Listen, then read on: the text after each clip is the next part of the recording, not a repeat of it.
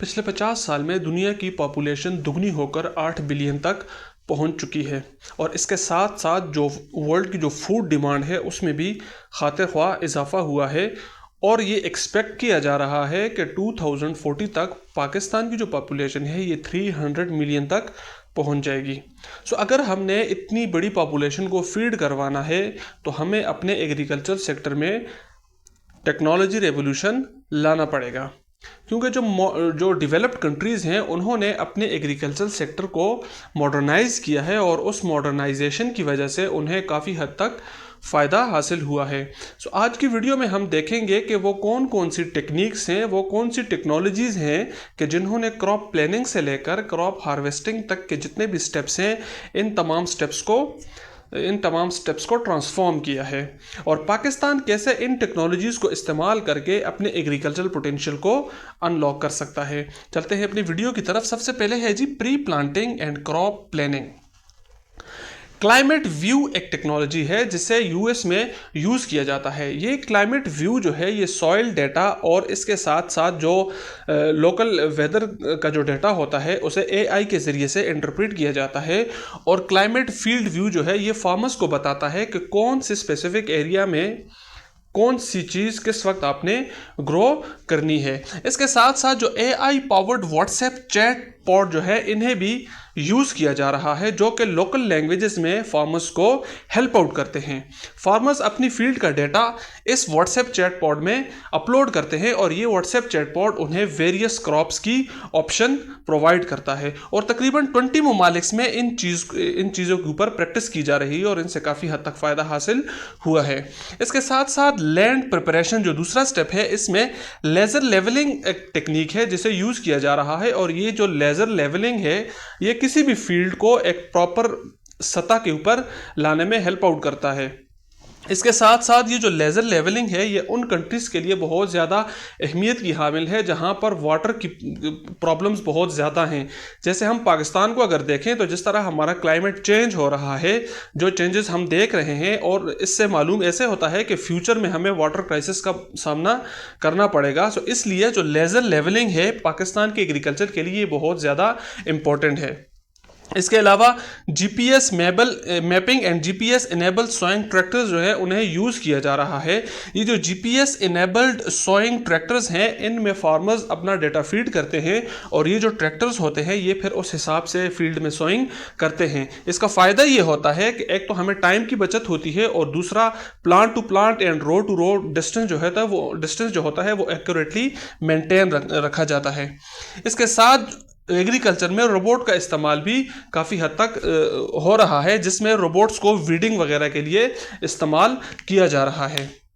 Next हमारे पास है जी irrigation में जो ड्रिप इरीगेशन और इसके अलावा स्प्रिंकलर इरीगेशन ऐसी टेक्निक्स हैं कि जो वाटर कंजर्वेशन में बहुत ज़्यादा हेल्प आउट करते हैं। जो है उसे फ्यूचर में वाटर क्राइसिस का सामना करना पड़ सकता है। इसलिए अगर हम पाकिस्तान जो है वो ड्रिप इरीगेशन और इसके अलावा स्प्रिंकलर इरीगेशन की तरफ आएगा तो इससे पाकिस्तान को बहुत हद तक फ़ायदा हो सकता है और अगर ये टेक्निक्स हम यूज़ करें तो पाकिस्तान 20 to 30 मिलियन एकड़ फीट का वाटर जो है उसे कंजर्व कर सकता है। नेक्स्ट हमारे पास है जी इनपुट्स। अनफॉर्चुनेटली अगर हम अपने एग्रीकल्चर सेक्टर को देखें तो हमारे फार्मर्स जो हैं वो सिंथेटिक फर्टिलाइजर्स का इस्तेमाल बहुत ज़्यादा कर रहे हैं और ये जो सिंथेटिक फर्टिलाइजर्स हैं इनकी वजह से कहीं पर हमें लैंड डिग्रेडेशन तो कहीं पर साल्ट एक्यूमुलेशन के प्रॉब्लम्स का सामना करना पड़ रहा है। यूएस में ऑर्गेनिक न्यूट्रिएंट सिस्टम जो है इसे मुतारफ़ कराया गया है जिसमें कंपोस्ट ई सिस्टम जो है ये तवज्जो का मरकज़ बना हुआ है। ये जो कंपोस्ट ई सिस्टम है इसमें जो ऑर्गेनिक वेस्ट प्रोडक्ट होता है, ऑर्गेनिक वेस्ट प्रोडक्ट, ये जो ऑर्गेनिक वेस्ट प्रोडक्ट होता है इसे इस्तेमाल करके बेनिफिशियल माइक्रो ऑर्गेनिजम्स को ग्रो किया जाता है। फिर वो जो बेनिफिशियल माइक्रो ऑर्गेनिजम्स होते हैं उन्हें वाटर के साथ मिक्स करके फील्ड में स्प्रे किया जाता है। ये जो बेनिफिशियल माइक्रो ऑर्गेनिजम्स होते हैं ये ना सिर्फ सॉइल की फर्टिलिटी को इंक्रीज़ करते हैं बल्कि साथ साथ जो सॉइल के अंदर जो माइक्रोबियल एक्टिविटीज़ हैं उनमें भी इम्प्रूवमेंट आती है। और अगर हम पाकिस्तान को देखें तो पाकिस्तान का जो टोटल वेस्ट प्रोडक्ट जो जनरेट होता है उसका जो 50% है वो हमारे पास ऑर्गेनिक फूड वेस्ट है, ऑर्गेनिक फूड वेस्ट। और अगर हम इस ऑर्गेनिक फूड वेस्ट को यूटिलाइज करें तो हम काफ़ी हद तक सिंथेटिक फर्टिलाइजर से छुटकारा हासिल कर सकते हैं। नेक्स्ट हमारे पास है जी सीड। अनफॉर्चुनेटली हमारे जो फार्मर्स हैं वो आज तक कन्वेंशनल तरीके से सोइंग वगैरह भी करते हैं और इसके अलावा जो कन्वेंशनल सीड है उन्हें ही यूज़ करते हैं। या तो वो लोकल मार्केट से सीड लेंगे या फिर जो पिछले सीज़न का सीड रखा होता है उसे ही आगे फर्दर यूज़ करते हैं। अगर हम सीड में हाइब्रिड या जेनेटिकली मॉडिफाइड सीड्स को यूज़ करेंगे तो इससे हमारी यील्ड में काफ़ी हद तक इजाफा हो सकता है। नेक्स्ट हमारे पास है जी क्रॉप मॉनिटरिंग। क्रॉप मॉनिटरिंग एक बहुत ही इंपॉर्टेंट स्टेप है। इसमें सैटेलाइट्स इमेजिंग के ज़रिए से और इसके अलावा AI पावर्ड ड्रोन्स के ज़रिए से क्रॉप्स की मॉनिटरिंग की जाती है। ये जो क्रॉप मॉनिटरिंग होती है ये फार्मर्स को क्रॉप्स की अपडेटेड पोजीशन के बारे में डेटा फराहम करती है। इसके अलावा फार्मर्स को ये इन्फॉर्मेशन भी मिलती है कि फील्ड के अंदर कहाँ पर पेस्ट अटैक है, ठीक है। सो ये जो AI पावर्ड ड्रोन्स होते हैं इनको ना सिर्फ हम मॉनिटरिंग के लिए यूज़ करते हैं, इसके अलावा इन्हें पेस्टिसाइड्स और फर्टिलाइज़र स्प्रे वगैरह के लिए भी यूज़ किया जाता है। नेक्स्ट हमारे पास है जी हार्वेस्टिंग। पाकिस्तान की अगर हम बात करें तो पाकिस्तान में आज भी हार्वेस्टिंग मैनुअल तरीके से की जाती है। इसकी वजह से ना सिर्फ टाइम जो है वो वेस्ट होता है, इसके साथ साथ जो हमारी ग्रेन यील्ड है उसमें भी लॉसेस होते हैं। सो अगर हम कंबाइन हार्वेस्टर्स को यूज़ करें तो ये जो कंबाइन हार्वेस्टर्स हैं ना सिर्फ ये टाइम